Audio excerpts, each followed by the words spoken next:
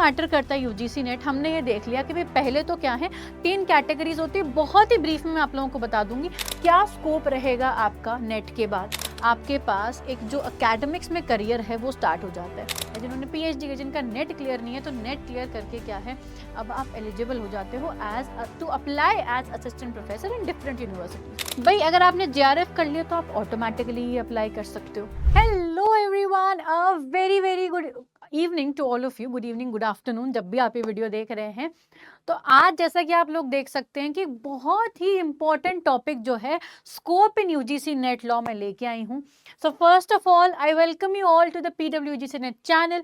मैं हूँ आपकी यूजीसी नेट पेपर 2 लॉ के एजुकेटर तृप्ति। और आज हम लोग ना एक जो बहुत ही स्टूडेंट्स का बहुत ही ज्यादा क्वेरी आती है, बहुत ही इंपॉर्टेंट क्वेश्चन आता है कि मैम यूजीसी नेट तो हम कर लें, या फिर अब हम जस्ट पोस्ट ग्रेजुएट हुए या ग्रेजुएट हुए, अब हमें यूजीसी नेट के करने के क्या क्या फायदे मिलेंगे, क्या स्कोप मिलेगा मैम, हमें तो कुछ समझ नहीं आ रहा है। अब असिस्टेंट प्रोफेसर के अलावा हमें इस यूजीसी नेट को करने का फायदा कहाँ कहाँ मिलेगा, है ना।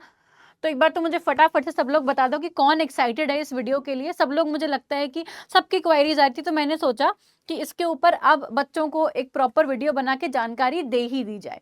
ठीक है, तो अगर अपन बात करें स्टूडेंट, सबसे पहले एक जनरल इंट्रोडक्शन उन बच्चों के लिए जिनको पता ही नहीं है कि यूजीसी नेट क्या होता है।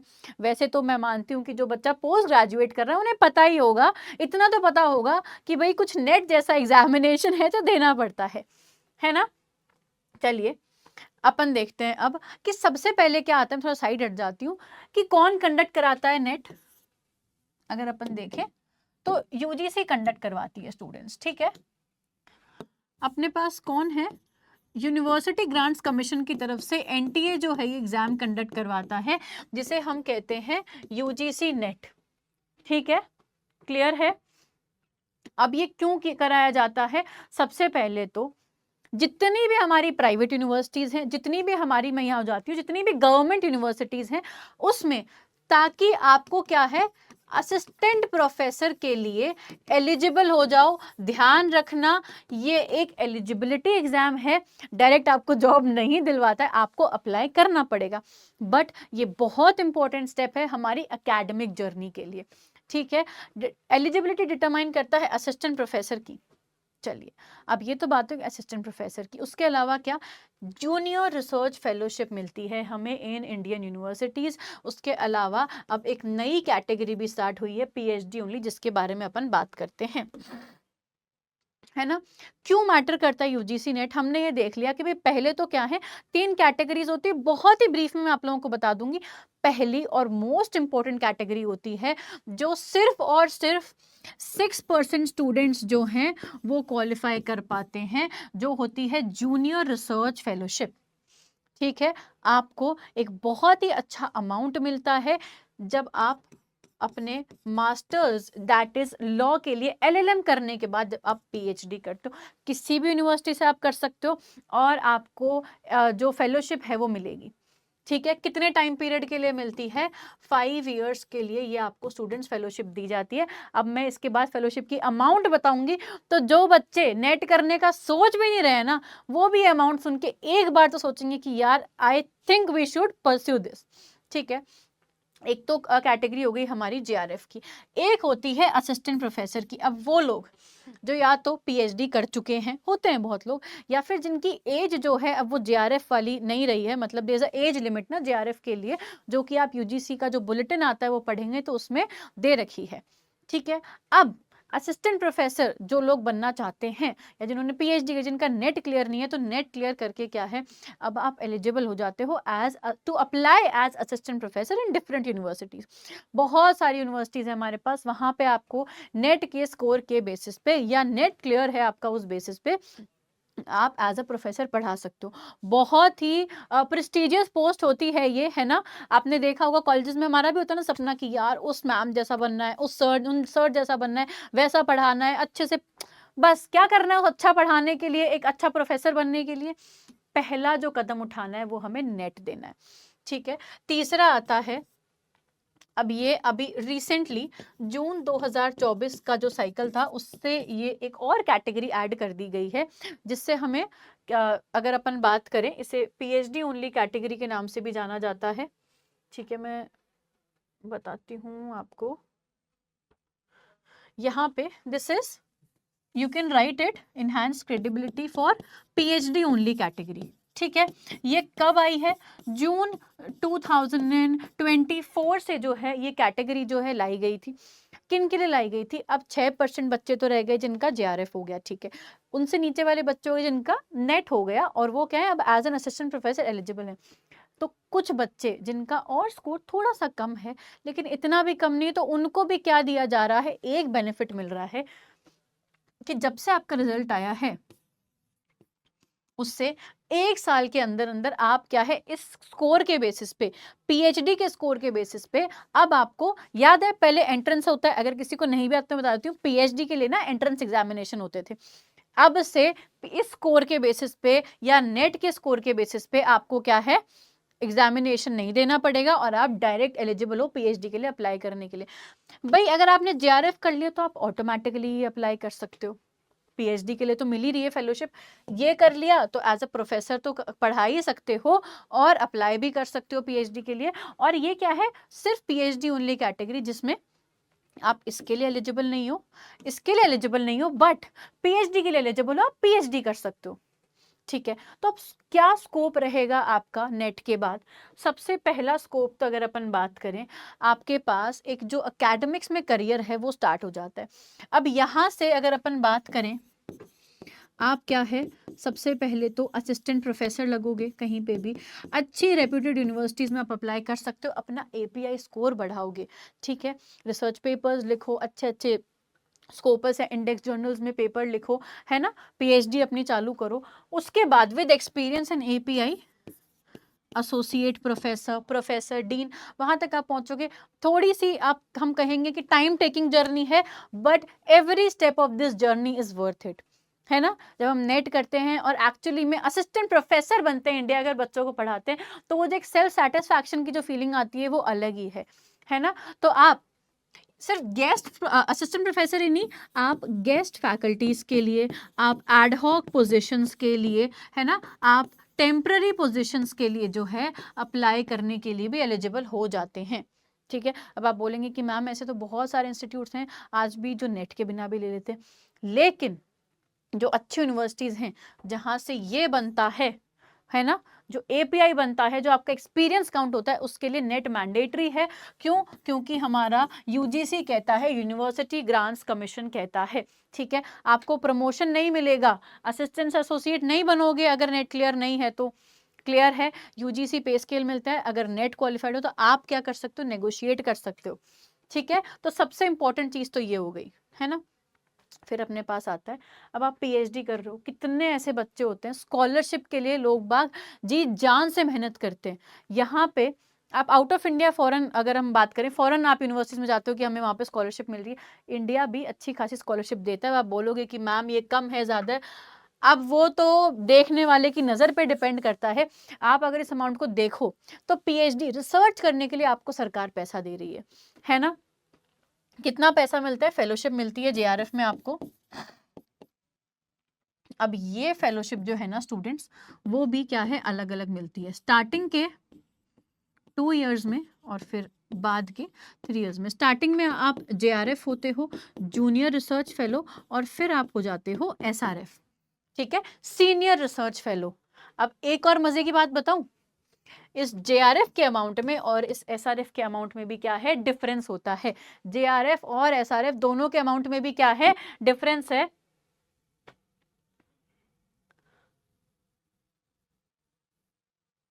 एक मिनट, कहाँ, एक स्लाइड कहाँ गई, हाँ।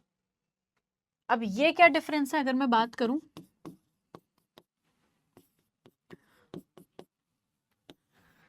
यहाँ पे आपको कितना अमाउंट मिलता है, बेसिक पे की मैं बात कर रही हूँ, 37,000। यहाँ पे कितना मिलता है, 42,000। This plus HRA, house rent allowance. अब इतना ही नहीं, प्लस आपको यहाँ पे कंटिजेंसी मिलती है for pen, paper, print out और बाकी सारी चीजें। यहाँ पे भी आपको कंटिजेंसी मिलती है। HRA किसके बेसिस पे मिलता है आपको? ये मिलता है X, Y और Z सिटी, और यहाँ पे भी मिलता है जिस भी सिटी में आप PhD करोगे उसका जितना भी HRA परसेंटेज है, मतलब कि अगर 10% है तो 37,000 का 10%, और यहाँ पे 42,000 का 10% या फिर 20% या फिर 30%। सोचो, अब कैलकुलेट कर लो कहाँ से PhD करनी है, अब हिसाब लगा लो कहाँ से PhD करनी है। दूसरा फायदा मैंने बताया। चलो तीसरा, ऐसा नहीं है कि PhD ओनली वालों को कुछ भी नहीं मिलता है। इनके लिए एक बेनिफिट ये होता है कि आपने PhD के लिए 1 ईयर में इनरोलमेंट कर लिया तो जितने भी स्टेट गवर्नमेंट्स हैं ना, वो भी स्टूडेंट्स अपने अपने अकॉर्डिंग जो है फेलोशिप निकालती हैं, उसमें आपको फॉर्म फिल करना पड़ता है, और अगर आपका लक रहा तो आपको यहाँ पे भी स्कॉलरशिप मिल सकती है। यहाँ पे गारंटेड नहीं है बट एक चांस रहता है, पर उसके लिए PhD इनरोल तो करना पड़ेगा ना, है ना। तो ये बात हुई हमारी किसकी? फेलोशिप की। ठीक है। अब अगर किसी को फेलोशिप भी नहीं चाहिए और उनको ठीक है नहीं पढ़ाना है तो क्या कर सकते हैं? बहुत सारे ऐसे कमीशंस होते हैं, हमारे वुमेन कमीशन हो गया है ना, एक एग्जांपल दिया है, नीति आयोग हो गया, यहाँ पे बहुत सारी पोजीशंस निकलती हैं एकेडमिशियंस के लिए। अब एक अच्छा एकेडमिशियन क्या होगा? जिसके पास एक अच्छी क्रेडिबिलिटी होगी, जिसके पास एक सर्टिफिकेट होगा। वो सर्टिफिकेट क्या है? नेट वाला सर्टिफिकेट। आप प्रूफ तो करो कि आप रिसर्च कर सकते हो, आप एक अच्छे रिसर्च स्कॉलर हो, और उनको क्या है, अपनी पॉलिसीज के लिए सरकार को ऐसे लोगों की जरूरत होती है। और ये जो हायरिंग निकलती है इसमें आप थिंक टैंक्स में, NGOs में, यहाँ पे अपना जो पोटेंशियल है वो यूज कर सकते हो स्टूडेंट्स। ठीक है। लॉ कमीशन होते हैं, गवर्नमेंट कंसल्टेंसीज होती हैं, प्रोजेक्ट्स निकलते हैं जहां पे डिमांड की जाती है, स्पेसिफिकली निकलती है रिसर्च स्कॉलर्स की पोजीशन। ठीक है। रिसर्च स्कॉलर्स की पोजीशन निकलती है, उनसे डिमांड की जाती है कि भी अच्छा अब ये पॉलिसी बनानी है सरकार को और हमें एक अच्छे एकेडमिशियन की जरूरत है। ठीक है। तो फिर वो डिमांड करते हैं। अब डिमांड में क्या आएगा? नेट का सर्टिफिकेट जरूरी हो गया, एक और स्कोप खुल गया। ठीक है, एक और स्कोप खुल गया। अब एक और स्कोप बताऊं आप लोगों के लिए, जितने भी सुप्रीम कोर्ट या हाई कोर्ट में, ठीक है, जजेस होते हैं, है ना, उनके अंडर किसकी पोजीशन निकलती है? लीगल रिसर्चर की। लीगल रिसर्चर की पोजीशन निकलती। किसको लेंगे? आप सोच के देखो, अगर आपके पास एक इनहैंस क्रेडिबिलिटी होगी तो एक और स्कोप बढ़ गया हमारे पास as a research scholar apply करने का, सॉरी लीगल रिसर्चर की तरह अप्लाई करने का, है ना। यस और नो? चलिए, ये हो गया हमारा रिसर्च, लीगल रिसर्चर। दूसरा, अब कोई बच्चा कहते कि मैम हम जज के अंडर क्यों लीगल रिसर्च करें, हमें तो जज ही बनना है ना। एक और फायदा बताती हूँ आप लोगों को कि अगर आप सोचो LLB LLM करते हो, आपको क्या लगता है पे ग्रेड में फायदा होता है? अगर आप जज की भी तैयारी कर रहे हो, if you are preparing for any judiciary, आप किसी भी स्टेट का, राज्य का जुडिशरी दे रहे हो, है ना, और आपको जज ही बनना है। एक और फायदा क्या है? पहली बात तो नेट में 10 सब्जेक्ट्स आते हैं, कहीं ना कहीं ये सब्जेक्ट्स हमारे जितनी भी जुडिशरीज होती है उसमें क्लैश करते हैं, कहीं ना कहीं ये सारे सब्जेक्ट्स आते हैं। अगर आप इनकी नेट में अच्छे स्टडी कर लोगे तो आपका प्री आपका तैयार हो जाएगा, और कहीं ना कहीं मेंस की भी तैयारी हो जाती है। ठीक है, हमें बस आंसर राइटिंग प्रैक्टिस करनी पड़ती है जुडिशरी में एक्स्ट्रा, दैट्स इट।